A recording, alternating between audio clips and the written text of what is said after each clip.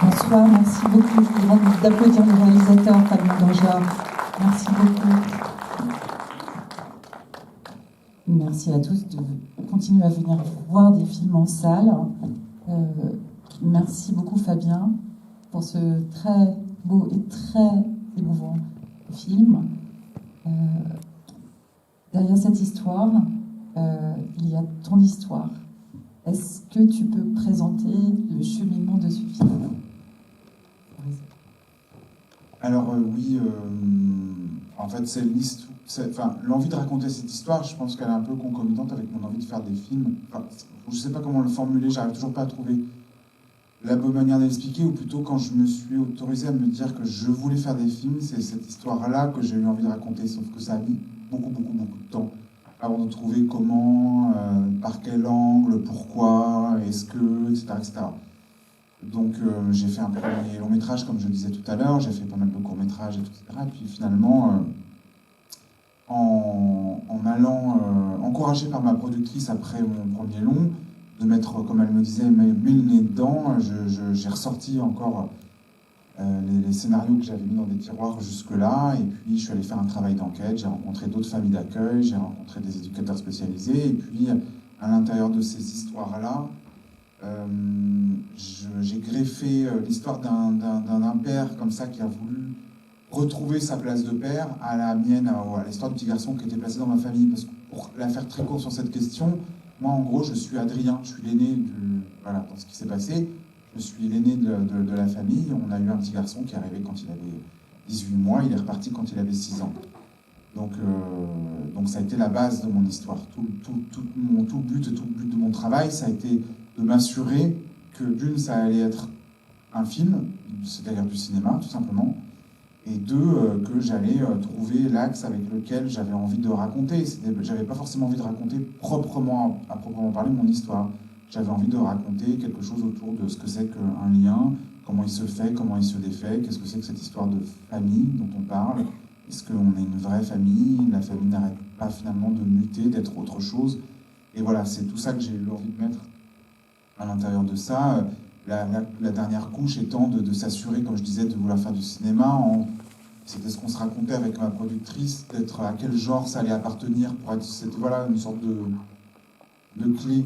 Si au moins je suis sûr d'appartenir à un genre de cinéma, je sais que je ferai du cinéma. C'est un peu bête de le dire comme ça, mais ça aide finalement dans le travail d'écriture, dans la manière de penser le projet. Et donc je suis allé chercher comme ça des films que je pourrais mettre dans un panier à référence, hein, loin de moi en prétendre en être, mais un film comme The Kid, un film comme Kramer contre Kramer, ou alors celui qui a un peu tout déclenché pour moi, c'est-à-dire même dans mon envie de faire du cinéma, qui était E.T., un film que j'ai beaucoup utilisé, mais un film qui hante celui-là, c'est-à-dire c'est très loin. Il était hors de question que de surinvestir de références de E.T., mais au fond, E.T., c'est l'histoire c'est un film que j'ai vu à l'époque où j'ai vécu cette histoire-là, et puis c'est l'histoire d'un enfant placé, à mon sens. Une histoire de famille aussi.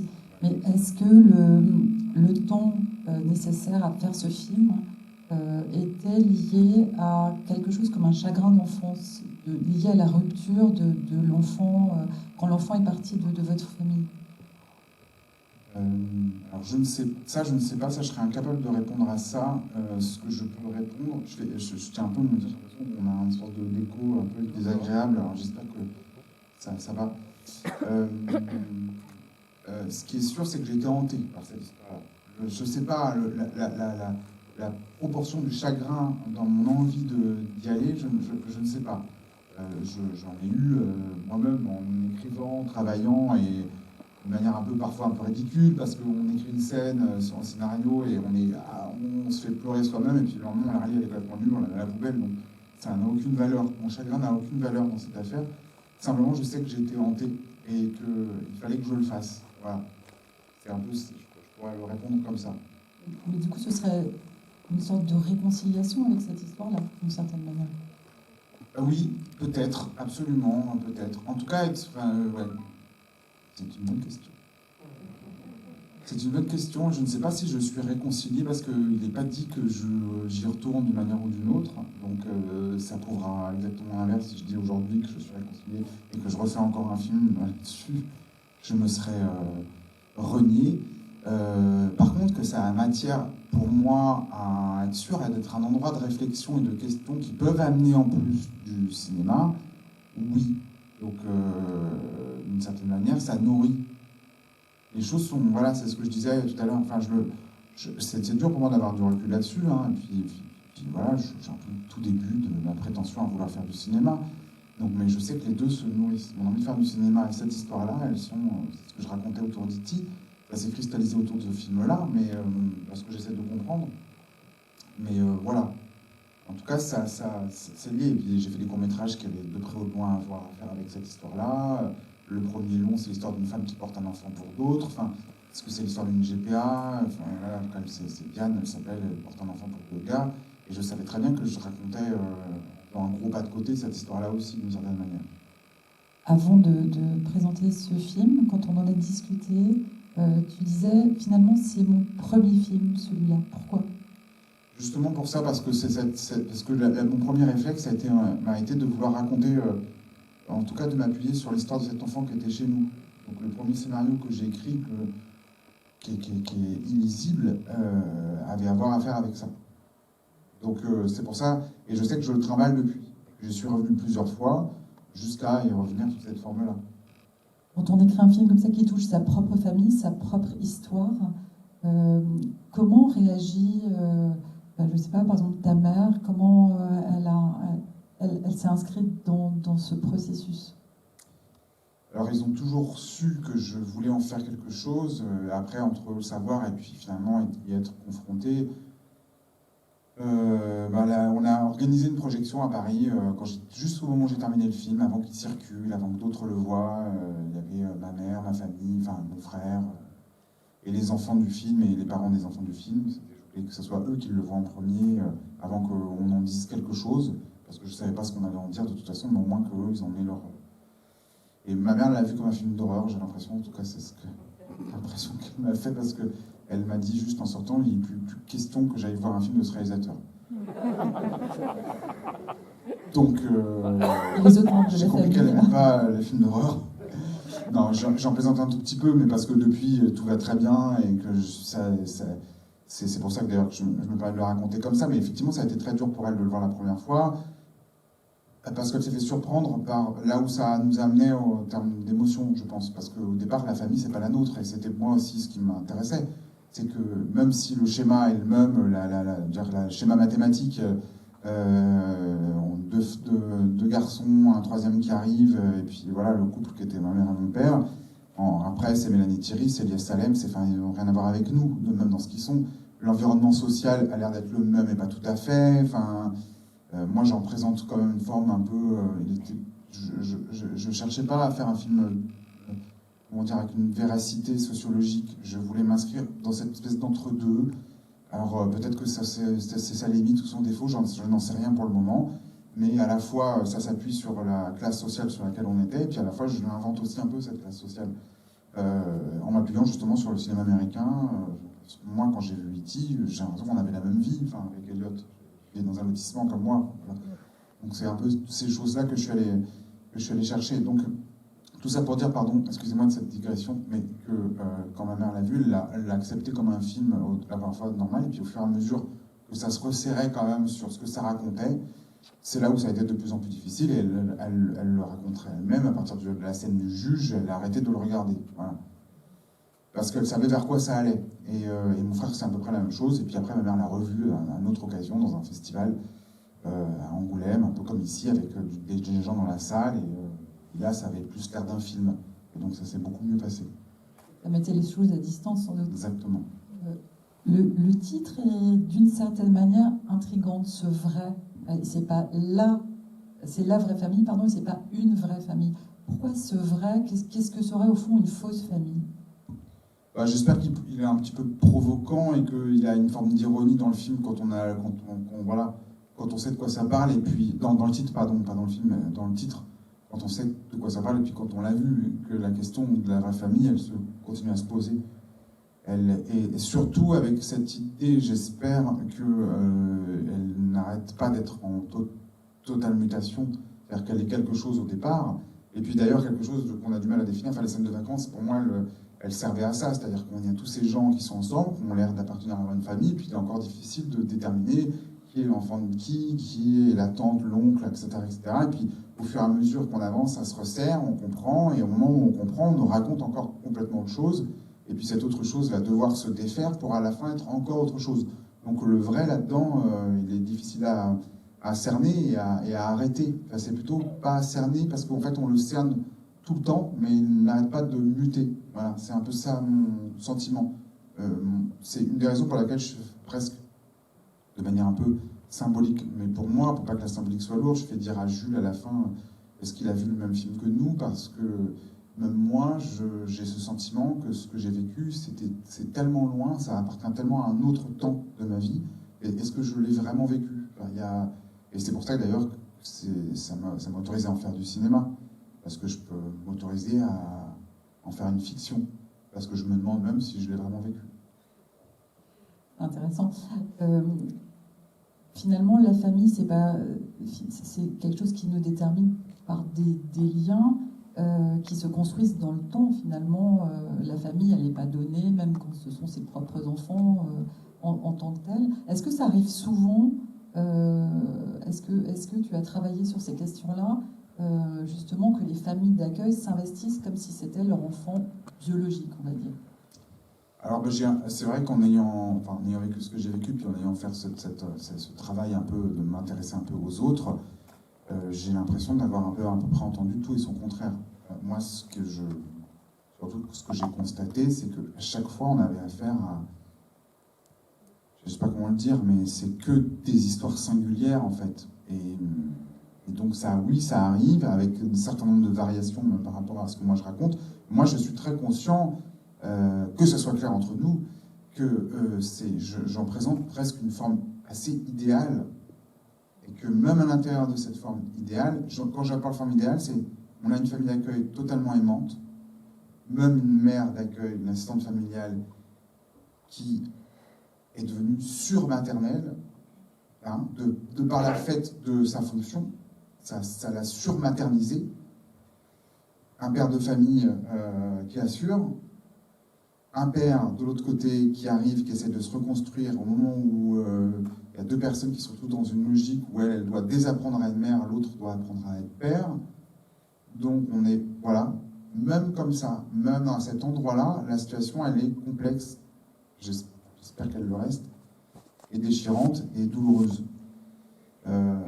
C'était ça un peu l'idée. Donc oui, je me suis autorisé à le faire parce que j'ai entendu celle du petit garçon qui est dans le film, c'est pas du tout celle du petit garçon qui était dans la mienne. Mais c'est une histoire que j'ai entendue, d'un père qui, etc., comme on voit dans le film.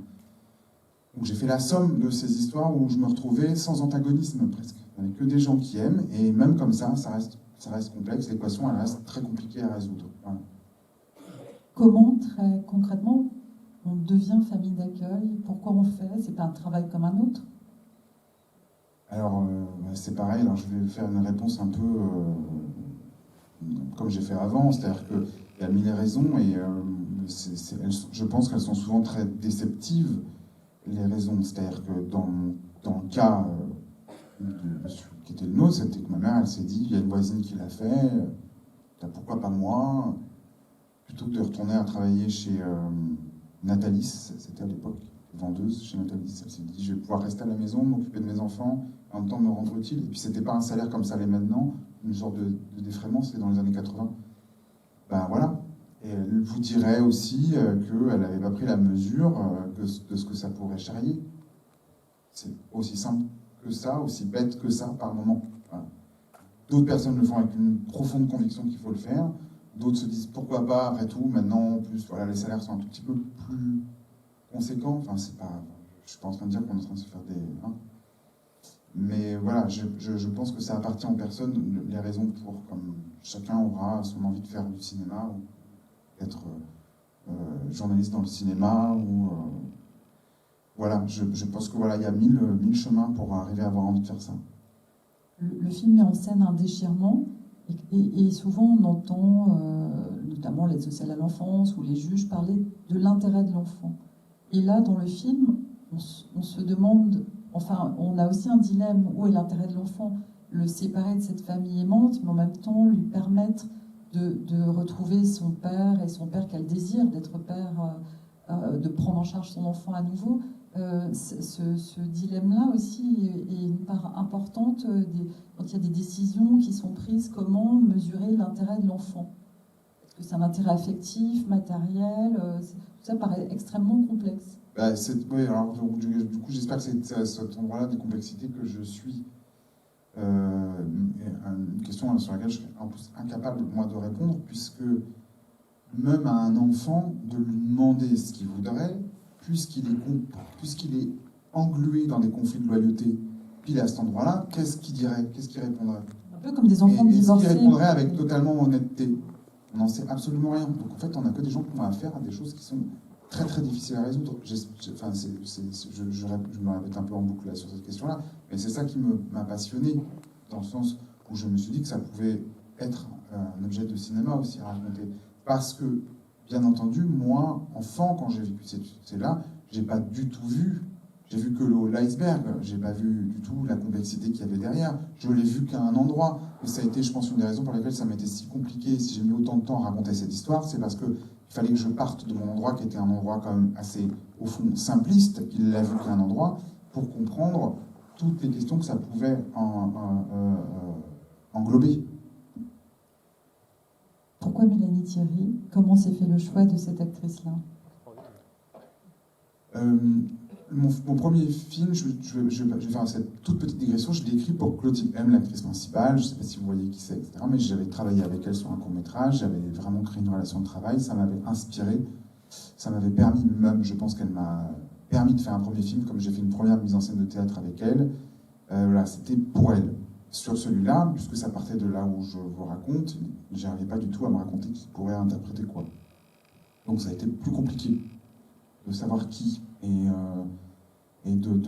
d'avoir le sentiment. Donc on est obligé de faire confiance à une certaine intuition, un sentiment d'évidence et de créer des possibilités que ça arrive. Donc j'ai créé les possibilités que ça arrive. Les possibilités que ça arrive, ça a été de rencontrer plusieurs comédiennes, à un moment donné d'imaginer un parcours avec quelqu'un, un parcours qu'on a un peu poussé, puis pour X raisons, et au final je m'en sens très heureux aujourd'hui, ça n'a pas pu se faire, et j'ai rencontré Mélanie dans un presque second temps, sauf que ce qui s'est passé avec Mélanie, ce qui s'était passé avec personne d'autre, c'est que, et ce qui s'est passé exactement pareil avec Lies Salem, c'est qu'au bout de 3 minutes, j'étais dans ce sentiment d'évidence qu'on cherche.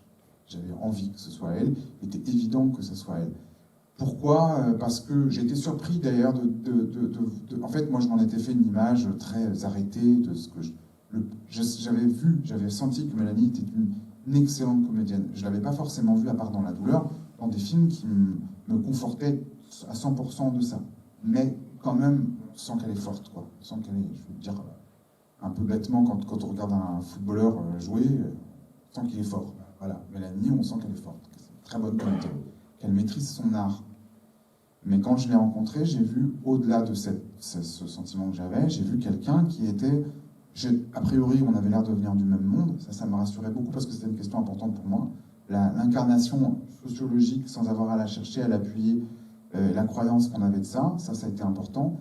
Et puis j'ai vu quelqu'un qui n'était pas en train de jouer à quelque chose devant moi, qui me disait...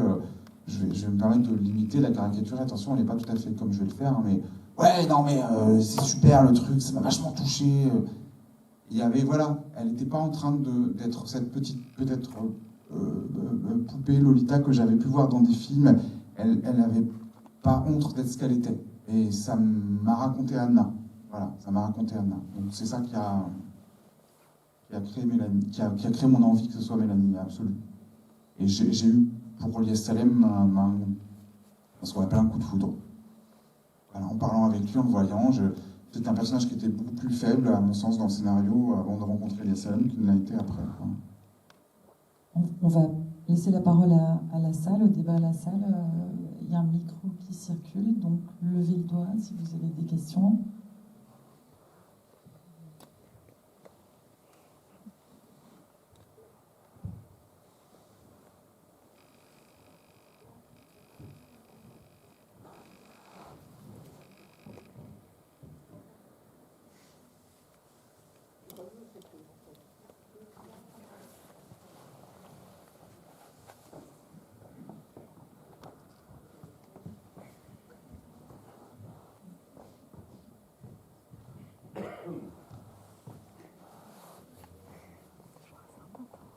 le temps que le micro circule.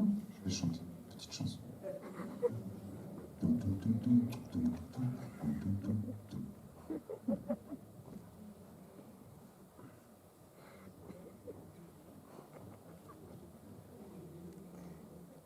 Un long cheminement du micro. Bonsoir.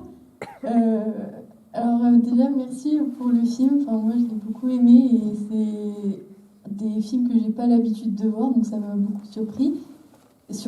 Et du coup, je voulais savoir si vous aviez prévu de faire d'autres films. Est-ce que vous allez continuer à aborder le sujet familial de ce film, ou si vous avez vraiment prévu de partir sur d'autres choses complètement différentes.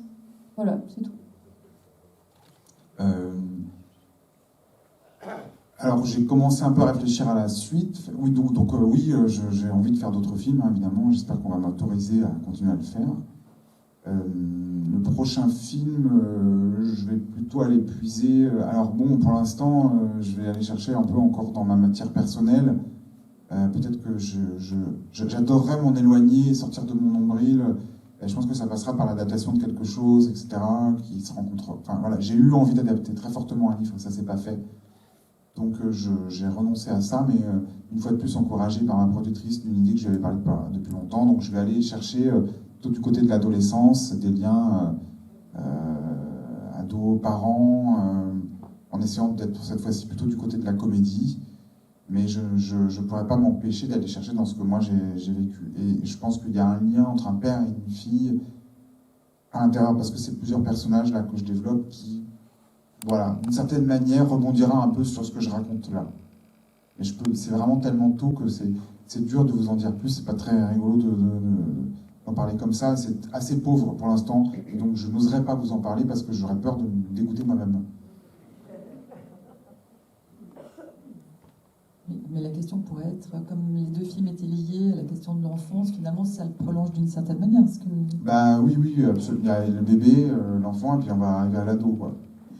Peut-être qu'un jour je passerai. Donc bientôt l'âge adulte. Ouais. Je crois qu'il y avait une question. Oui, bonsoir. Vous nous avez parlé de Mélanie Thierry, mais pouvez-vous nous parler du casting pour les enfants et comment se passe le tournage avec les enfants? Alors oui, c'était évidemment la grande préoccupation, la grande angoisse. Je n'avais jamais fait ça, c'était le pari du film, parce qu'ils étaient, surtout le personnage évidemment de Simon, qui est tellement là, tout le temps là. Donc le casting, c'est pour essayer d'être très concret, très rapide sur la question. Le casting s'est passé en 2 temps, parce que il y a eu le confinement. Ça a été, d'une certaine manière, je vais être ironique un peu là-dessus, une chance pour moi, parce que j'ai travaillé avec une première directrice de casting qui avait beaucoup l'habitude de travailler avec les enfants, et c'était pour ça qu'on l'avait choisie. Donc moi, je me suis beaucoup impliqué pour apprendre, voir, être auprès d'elle, de la manière dont elle abordait le travail avec les enfants, dont elle les faisait un peu, elle les amenait aux scènes pendant ces séances de casting. Moi, j'ai tout filmé, j'étais là, c'était moi le caméraman, quoi. J'intervenais un peu, mais beaucoup moins qu'elle. Et j'ai appris énormément à ses côtés, en la voyant comment elle parlait aux enfants, avec en plus ce deal entre nous depuis le début, mais elle le revendiquait complètement. Ce qui était la question, c'était surtout de ne pas passer par de la manipulation. Hein, parce qu'on entend beaucoup d'histoires de comment arriver à obtenir des enfants, de ça ou ça. Non, c'était de les impliquer dans l'histoire, dans ce que ça racontait, espérer qu'ils deviennent comédiens au même titre que les adultes, à leur échelle, avec ce qu'ils peuvent faire. En étant aussi impliqué que ça dans la première phase de casting, je me suis retrouvé dans une situation un peu inextricable qui était que moi j'avais envie de dire oui à tous les enfants et tous les parents que je rencontrais, quoi. Le système d'empathie marche dans ces cas-là à 1000%. Et surtout quand il y a un parent qui te dit bah ouais, moi j'ai été aussi un enfant placé, etc., etc., tu te dis ah ouais, non, ouais, c'est ça, c'est son enfant, il faut absolument que, etc., etc. Bon, il y a eu ce temps de recul qui fait me dire que c'était pas forcément ce qui m'aidait à faire les bons choix. Mais de cette partie-là, de cette première étape de casting, où je ne sais pas combien d'enfants j'ai vu sur les 3 rôles, quand même résiste le personnage de Basile, le personnage de Jules qui est interprété par Basile, celui qui a les cheveux longs. Voilà. Et j'ai refait une étape de casting à l'intérieur, et tout de suite, donc Christelle Barras, la directrice de casting dont je parle, qui est formidable, qui est une grande directrice de casting, elle n'était plus disponible, et donc j'ai travaillé avec quelqu'un d'autre. Et là, j'ai pris un peu le l'extrême contrepoint de ma manière de faire au départ. C'est-à-dire que sur le premier tour, parce qu'en gros, il y a eu 3 tours, je n'ai voulu recevoir que des vidéos. Voilà. J'avais un peu touché du doigt ce que c'était d'être avec des enfants, de travailler avec eux et d'essayer de comprendre des choses. Maintenant, je pouvais me permettre de prendre cette froideur absolue-là pour mon ressenti à moi.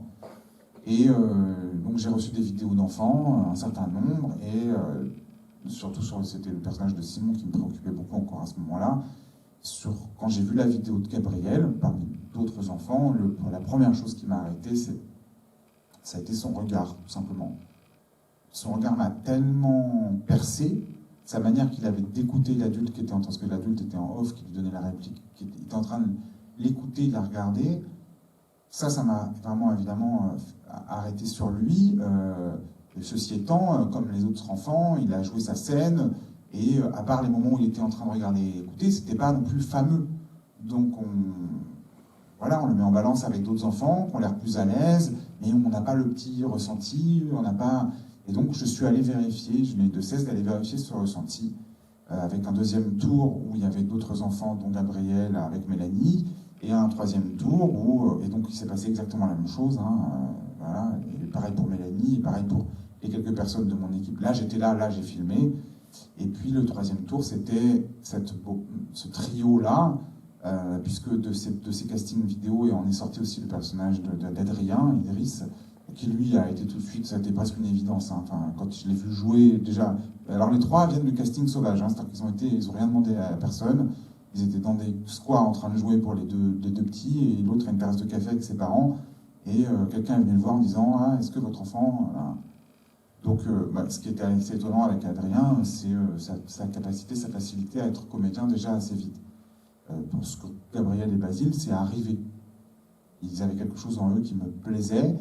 Les 3, le trio avait l'air de fonctionner, mais j'ai vu ce qui était, à mon sens, ma plus belle expérience de ma petite vie de réalisateur pour le moment, c'est de voir Gabriel devenir comédien au fur et à mesure que le tournage avançait. Ça a été assez fort à vivre, je l'avoue.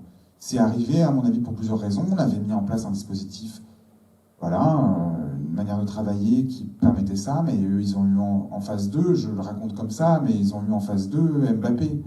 Et ils avaient envie de faire pareil. C'est ça qui s'est passé, quoi. Quand Mélanie elle arrivait à pleurer aussi facilement, je vous assure que les 3, ils n'avaient qu'une envie, c'est de réussir à faire comme elle.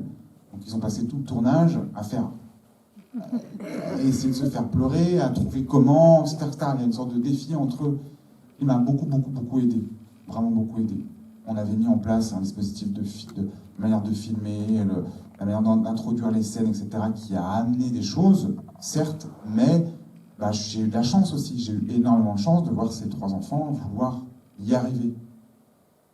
Comment on est sûr que ça reste un jeu pour les enfants? Où on place le curseur, l'attention, pour percevoir le moment où l'enfant pourrait être en difficulté? En leur disant tout le temps, en leur répétant tout le temps, qu'on fait ça pour raconter l'histoire qu'on est en train de raconter. C'est que comme ça que je pourrais le dire, mais c'est comme ça que ça s'est passé, quand bien même, par exemple, sur la scène, pour donner un exemple très concret de ça, et c'est là où Gabriel était étonnant, il le comprenait, il l'encaissait, et émotionnellement pour lui, ça a été costaud quand même de s'investir. C'est de toute façon costaud pour eux de s'investir. Basile et Idriss, ils sont sortis du tournage comme ils sont venus. Ils ont quel âge les enfants? Gabriel avait 6 ans quand ça a commencé, bon, il en a 7 maintenant. Parce qu'on était, il y a un an pile, là, on arrivait à la neige, là, on arrivait au sommet de la montagne. Et donc Basile et Adrien et Idriss sont sortis du film comme ils sont venus. Gabriel, ça a été plus compliqué mais on avait mis en place un système où les parents pouvaient faire appel à un pédopsie, etc., si on en avait besoin. Et Gabriel, quand il est retourné, alors que c'est un enfant brillant, hein, il n'avait plus du tout envie de retourner à l'école. Mais vraiment pas. Pour la simple et bonne raison qu'il trouvait ça fade. C'est comme ça il a passé plus de 2 mois à être sursollicité, à lui dire que, voilà, à demander quelque chose de lui, où il était au top, et en plus on lui renvoyait cette image qu'il assurait, etc., etc. Donc voilà. Mais tout ça c'est régulé, hein, j'en parle parce que tout va très bien, mais il y a eu un petit moment de flottement, qui a un peu inquiété les parents, nous on n'était pas tranquilles. Je pense que ça a été bien géré par la production, etc., etc. Donc ça va, tout est réglé. Mais je disais ça pourquoi? Parce que je suis en train de me perdre. je disais ça. Ça reste un jeu pour Pour que ça reste un jeu. Voilà, comme ça j'ai mis tout le contexte pour dire par exemple une scène comme la scène où il doit taper sur Eddie dans l'appartement, dire c'est nul ici, je veux aller avec eux à la neige. Et ben pour Gabriel, comme il était très pudique, cet enfant sage, cet enfant parfait, lui, être dans la violence, dans ça lui était compliqué. Ça lui était compliqué de taper même Lies au moment où il lui arrache dans la scène de la ferme. Pourquoi la scène a été compliquée à tourner? Non pas parce que c'était compliqué pour Mélanie d'arriver à cet état émotionnel, elle arrivait à le faire systématiquement, ni à Gabriel d'être dans la peine, mais c'était compliqué à Gabriel de mettre ce coup-là, de le voir se débattre et de se mettre ça, c'était compliqué pour lui. Donc la question, ça a été pendant la direction, c'était de lui. Moi, je criais, je le poussais, vas-y, tape-le, t'inquiète pas, c'est pour le film. Voilà, c'est pour ça que je disais, c'est pour le film, c'est pour l'histoire qu'on raconte, on en a besoin, mais vas-y, t'inquiète pas, Gabriel, c'est pour le film. Voilà, c'est d'être dans là pour que tout le temps il ait en tête qu'on est en train de faire ça pour quelque chose, et pas qu'on le fasse malgré lui. Et puis c'est arrivé. Voilà. C'est quand même. Est-ce que c'est pas un peu flippant, je veux dire, l'histoire du gamin qui retourne en classe et qui dit je veux plus aller en classe, le cinéma c'était vraiment top. C'est flippant, enfin, on se sent dans quel état quand on est réalisateur, on se dit pas mince, j'ai peut-être changé. Si, quand les parents m'ont appelé, qui m'ont dit que j'étais pas tranquille du tout par rapport à ce que le film raconte, tout ça, par rapport à notre envie de pas le manipuler, tout, etc. J'étais pas à l'aise. Après, j'ai entendu que ça allait mieux, je me suis renseigné tout le temps, et puis l'autre truc qui s'est passé par rapport à Gabriel, parce que les deux autres, j'ai vraiment pas eu d'inquiétude. Vraiment, j'ai vu que ça allait, et ce qui s'est passé avec Gabriel, un petit peu troublant comme ça aussi, mais à la fin très chouette, c'est quand il a découvert le film. Donc la première fois, la fameuse séance dont je parlais tout à l'heure, là, qui était un film d'horreur pour ma mère, Gabriel, lui, il n'a pas voulu venir. Il a refusé de venir le matin, quand on a proposé ça. Et donc en fait, tout simplement parce qu'il a attendu que ses parents le voient, parce que ses parents l'ont vu à ce moment-là, et qu'ils lui disent « c'est bien ». Il était bien dedans. Une fois qu'il avait entendu ça, et ben là, il a réclamé à voir le film. Et donc on l'a regardé, lui, ma fille de 5 ans et moi qui elle, le connaissait par cœur, le film. Parce que je lui ai montré plein d'étapes, tout ça, etc. Je me suis amusé à lui montrer des bouts. Et on l'a regardé chez moi, dans mon salon, projeté sur mon mur. Et là, moi, là, pour le coup, je lui ai volé quelques images, parce que je l'ai filmé en train de découvrir le film. Et c'était un merveilleux moment. C'était un merveilleux moment de voir et Gabriel se réamuser et être réenchanté par des souvenirs du tournage, et d'être dans l'étonnement de découvrir le résultat de certaines scènes, d'être même dans la gêne d'en découvrir d'autres, et de le voir vivre tout ça. Et on se voit assez régulièrement, parce qu'en plus il est devenu très pote avec Basile, et Basile est mon voisin, c'est comme ça que je l'ai découvert d'ailleurs, un hasard. Basile jouait dans un square à côté de chez moi, etc. Et ils se voient régulièrement, donc on a gardé une relation comme ça très chouette, et je sens que Gabriel a maintenant une forme de, je vais dire comme ça, de fierté. Le cinéma c'est la vie c'est le cinéma, c'est ça? Le cinéma c'est mieux que la vie. D'autres questions? Je crois qu'il y a une question. En fait, c'était la même. J'avais pris le micro, bonsoir. Pardon. Je voulais savoir, on voit le déchirement de la fratrie. Est-ce que, personnellement, vous avez des nouvelles, vous avez revu l'enfant qui a été accueilli chez vous? Et voilà, je voudrais savoir, ce serait peut-être intéressant de voir s'il va voir le film, quel va être... est-ce qu'il serait intéressant pour vous de voir quelle va être sa réaction quand il va voir l'histoire? Alors, c'est une question que je me suis beaucoup posée, mais je pense que j'ai une réponse assez claire maintenant à ça, et ça fait pas si longtemps que je l'ai.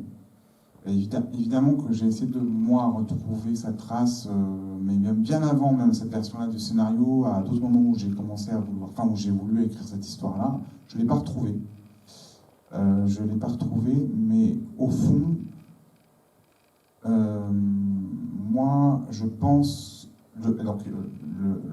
dans le générique de fin, il y a un mot pour lui, et en fait, pour lui et pour sa grande sœur qu'on a accueillie la dernière année, etc. Mais je vous ai dit, c'était une autre histoire, c'est pas celle du film. Et je pense que je vais ne pas le chercher, parce que je veux pas lui imposer de nous revoir, Par contre, ce que j'espère quand même une chose, c'est que le film soit un peu comme une bouteille à la mer, si jamais elle lui arrive, c'est qu'au moins il sache que ça a été important. Juste que ça a été important. À tel point d'en faire ça. Voilà. Et que c'était pas un enfant qui est juste passé comme ça, qu'on a déplacé d'un endroit à un autre. Au moins, il saura ça. S'il sait ça déjà, je le saurai peut-être jamais, mais si au moins il le sait. Est-ce que les services sociaux obligent à une rupture complète avec quand il y a ce type de situation? C'était le cas dans cette histoire-là, mais bien sûr, il y a comme je disais, c'est 1000 histoires, et donc il y a 1000 manières de vouloir le gérer et d'estimer que c'est ça ou ça ou ça ou ça ou ça ou ça ou ça ou ça ou ça ou ça. Il n'y a pas de règle. La meilleure manière de le faire. Non, il y a des croyances après. C'est comme il y a des systèmes de croyances. On dit c'est ça qui vaut. Des doctrines qui ressemblent quand même à des croyances.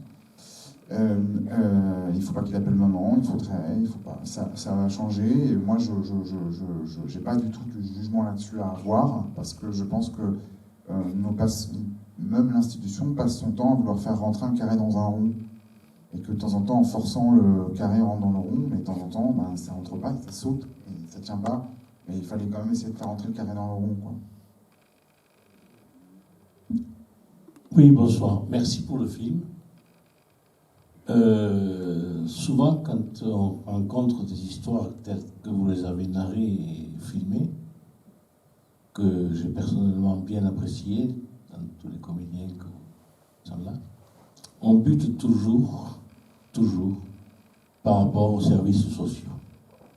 Est-ce que vous avez eu des remarques ou autres, ou est-ce que les services sociaux vous ont interpellé par rapport à ce que vous avez vécu et ce qu'ils prennent parfois comme décision? Je me permets d'intervenir, je suis éducateur spécialisé et j'ai rencontré pas mal de ce genre de personnes jeunes. Et souvent, on a buté sur les services sociaux. Alors oui, j'ai présenté un peu le film maintenant, depuis août. Donc je me suis effectivement trouvé en présence de personnes dont c'était le métier, qui en avaient une plus ou moins grande expérience. Et là, je vais faire une réponse encore un peu pauvre sur la question de la singularité.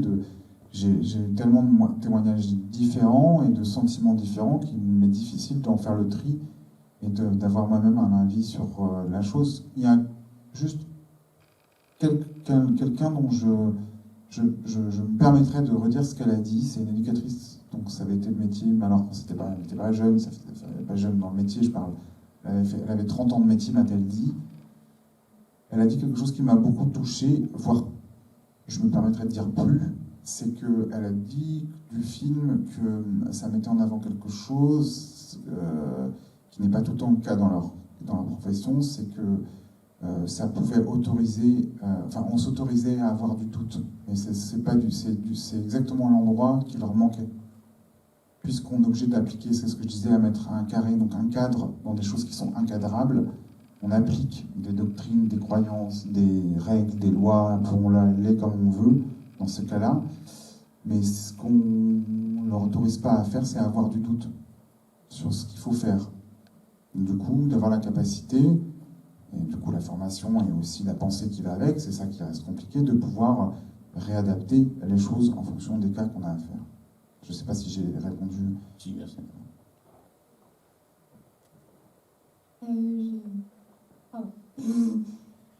Bonsoir. Bonsoir. Durant le film, du coup, je me suis pas mal interrogée sur, par exemple, le rapport qu'il y avait eu avec cette famille d'accueil et Simon. Et aussi, parallèlement, en fait, c'est l'histoire du père aussi qui m'a un peu titillée. Cette envie de reconstruire des liens avec son fils, de se dire maintenant je me prends en main et je veux décider de prendre soin de lui, d'avoir vraiment un rapport père-fils. Et du coup, je me suis demandé quelle part vous avez. Enfin, on n'a pas l'impression que c'est une part c'est une part un petit peu plus petite dans le film par rapport à l'histoire de la famille d'accueil. Et pourtant, la façon dont c'était joué, Félix Moaté, Par exemple, pour la neige, on voit les doutes du père de se dire moi j'ai mon boulot, je vais rentrer tard le soir. Et voilà, je me demandais quelle part vous avez voulu donner à ce personnage-là. Et presque j'étais un petit peu sur ma faim de savoir lui ce qu'il en pensait. Beaucoup de questions. Alors l'idée c'était effectivement que ce personnage vienne un peu comme un chien dans un jeu de quilles, c'est-à-dire qu'on est avec cette famille, on est installé avec elle, elle est ce qu'elle est, et il vient un peu rabattre les cartes de ce qu'on est en train de vivre. Donc en termes même de présence dans le film, l'idée c'était de commencer petit, à un endroit où on ne perçoit pas grand-chose de lui, ce qui amène la discussion presque dans la cuisine entre Anna et Driss, genre... mais tu l'as trouvé comment son père? Enfin voilà, on est un peu à la même échelle qu'eux de ce qu'on peut percevoir de lui, et puis plus on avance, plus on a des éléments, plus on lui donne sa place, et quand il a à peu près une place, c'est là qu'on doit le quitter, puisque c'est une place qu'il est en train de récupérer. Voilà, donc la frustration de ne pas suivre le film avec ce personnage, oui, c'est un parti pris, parce qu'on laisse la famille avec les armes, les éléments que eux ont, quoi. Que eux ont. Donc c'était ça. Donc cette histoire-là, moi, c'est ce que j'ai raconté tout à l'heure. J'ai entendu l'histoire d'un père qui ressemble vraiment très proche à celle que j'ai mis dans le film, et ça a été vraiment un élément déclencheur très fort. Ça m'a été compliqué pour moi de réussir. Je ne vais pas dire utiliser le mot réussir, parce que si vous ne trouvez pas que ça réussit, ça va pas du tout. Enfin, de travailler sur le personnage d'Eddie, parce que c'était celui qui était le plus loin de moi au départ. Et la rencontre avec Félix sur un tout autre projet, un projet de théâtre que je n'ai pas pu faire. J'ai rencontré Félix à travers ce projet-là, m'a donné envie de lui proposer le rôle pour des raisons très simples. Bon, il avait l'âge, évidemment. Il avait cette espèce de fragilité. Félix est quelqu'un d'extrêmement drôle, mais toujours un tout petit peu nerveux, toujours un petit peu maladroit. Et surtout, mais par contre, je l'aimais profondément. Il dégage une extrêmement grande sympathie. Et je me suis dit que pour ce personnage-là, il fallait au moins qu'on parte de là, parce qu'il allait remonter tellement loin le cours de la rivière, ce personnage dans le film, il fallait que je parte sur un capital sympathie très très fort. Voilà, pour et au moins il parte de là, puis après qu'il le gagne, en fait, réellement, par rapport à ce qu'il est.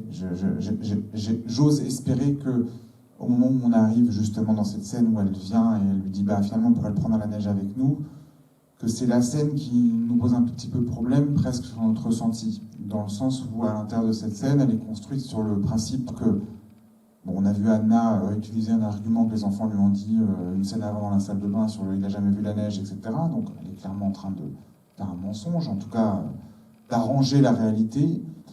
On voit Eddie comme on la voit, comme elle le voit, c'est-à-dire le mec qui arrive en retard, qui est là, qui bosse trop, qui a un appart qui ressemble quasi à rien, vide, et tout, etc. Et puis au moment où elle obtient ce qu'elle veut, elle fait un pas de plus dans l'appartement parce que les deux autres partent. Et là on voit, en fait il a fait un sapin de Noël, en fait il y a des dessins de l'enfant, en fait il y a une vie qui est en train de s'installer entre eux. Et elle l'a franchi, elle n'a pas fait le pas de plus pour le voir. Elle l'a fait un peu trop tard, voilà. Et j'espère que c'est ça que je mets sur son personnage à lui. Ce plan supplémentaire dans l'appartement. En prolongement de cette question, le film se polarise largement sur la relation mère-enfant, la relation Mélanie au petit Simon. Pourquoi avoir fait ce choix-là? Avec les pères qui sont... Eddie est un peu plus présent, mais le père... le mari de Mélanie est moins présent. Pourquoi ce personnage de mère? Est-ce que c'est lié à ta propre histoire? Oui, c'est sûr que j'avais très envie, un peu d'une certaine manière, je vais le dire de manière plate, et vous m'en excusez, de rendre hommage à ma mère et à la manière dont elle s'est investie là-dedans. Mais après, au-delà de ça, si après je fais un aplat, un schéma mathématique de cette affaire, Lies, il n'a pas besoin de prendre la place d'un père qui est déjà là, parce qu'il a toujours été là, le personnage d'Eddie, et elle doit doublement, elle a deux places à prendre, celle qu'elle joue auprès de Simon, et elle remplace un fantôme. Et en plus, c'est son travail à elle, c'est pas du tout le travail de Lies, c'est elle c'est son travail, on oublie pendant tout le film que ça l'est, c'est Félix qui vient de me le rappeler en disant, en plus de manière un peu maladroite et pas sympa, mais après tout, ça c'est votre boulot, et on se dit, on est un peu comme l'idée c'était qu'on se réveille un peu à ce moment-là, dire merde, oui, c'est vrai, c'est un travail. Et de par le fait même qu'elle fasse son travail, c'est l'endroit même où elle va créer une relation particulière avec l'enfant. C'est-à-dire, c'est parce que, par exemple, je le montre comme ça dans le film, en espérant que ce soit perçu comme ça, mais c'est parce que il n'a pas le droit d'aller à l'acrobranche avec les autres, qu'elle se retrouve toute seule avec lui et à vivre ce moment d'intimité, mais c'est parce qu'elle fait bien son travail, parce qu'on lui a interdit de faire des activités dites dangereuses. Là, c'est un truc que j'ai entendu et que j'ai utilisé à mon compte, qui m'a beaucoup intéressé. Et l'autre endroit, c'est de la même manière, elle l'amène à l'église, c'est pas du tout elle qui est croyante, c'est elle qui doit lui assurer l'éducation religieuse qu'on lui a demandé d'assurer à l'enfant. Et donc, c'est par l'endroit même où elle fait bien son travail qu'elle crée ces systèmes de petites bulles hors des autres, qui va créer cette relation surmaternelle, comme je disais tout à l'heure, avec Simon, quoi. Et donc, je trouve que de mettre en avant comme ça le personnage de Mélanie, ça m'autorisait à montrer tout ça. Et puis c'est le personnage, j'ai l'impression, à qui il arrive quelque chose. C'est-à-dire que les autres le subissent, elle, ça lui arrive, et elle va, malgré elle, à un moment donné, combattre pour que ça ne lui arrive pas. Sauf que ça ne va pas marcher. Est-ce que ça raconte aussi que dans les familles d'accueil, c'est d'abord un travail qui incombe aux femmes? Alors c'est le gros pourcentage. Effectivement, il y a de plus en plus d'assistants familiaux. Hein, il y en a quand même. Il y en a. Alors à l'époque où c'était le cas de ma mère, vraiment, je pense que c'était famélique. Là, il y en a un petit peu plus, mais oui, absolument. Parce qu'on associe le personnage de mère à ça. Donc voilà. D'autres questions dans la salle?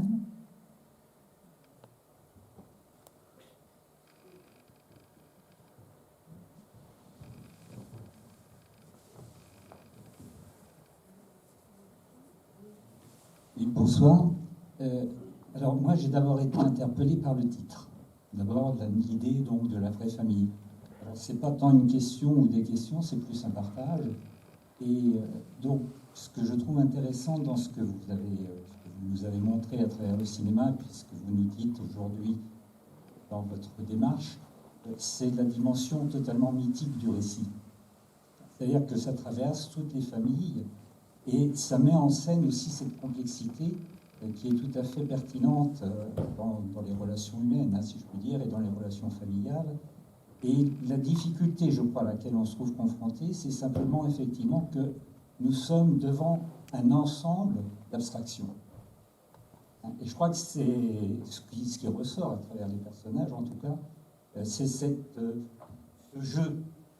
jeu entre cette abstraction, c'est-à-dire cette idée de la famille, qu'est-ce que c'est que la famille pour chacun d'entre nous, et en même temps, cette simplicité de la relation du quotidien, et qui donne toute cette dimension et toute cette profondeur au film que vous nous avez montré ce soir. Et je voulais vous en remercier. Merci beaucoup. Je suis très touché par ce que vous dites, d'autant qu'effectivement, cette notion d'abstraction et puis finalement de réalité du lien, c'est à cet endroit-là exactement que je voulais me trouver. Et c'est pour ça que, entre autres, de manière symbolique et pas que, le film commence dans un paradis artificiel, c'est-à-dire qu'on est complètement dans l'artifice, hein, mais ça reste un paradis quand même. Ça l'est pour les enfants, ça l'est pour les gens qui passent des vacances. Et puis cette famille, elle est totalement artificielle. Et pourtant, elle a une sorte de vérité, elle est vraie à l'intérieur de cet artifice. Donc c'était toujours à cet endroit-là. Et le but étant pour moi qu'on assiste autant à un récit qu'à une expérience en plus. Le récit, c'est l'histoire qu'ils vont devoir traverser, c'est-à-dire la séparation avec cet enfant. L'expérience, c'est d'être suffisamment proche et en proximité avec eux pendant tout le film pour que, d'avoir le sentiment de famille qui arrive, ben, c'est pas un récit, c'est un sentiment. Et puis pour que ce qui leur arrive, on le ressente aussi un tout petit peu parce qu'on a été suffisamment proche pour pouvoir en être éclaboussé.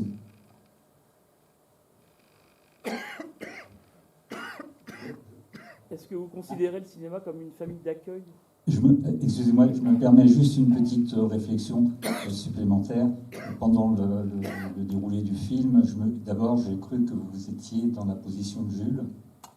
Et c'est après que je dis non, ça doit plutôt être dans la position d'Adrien.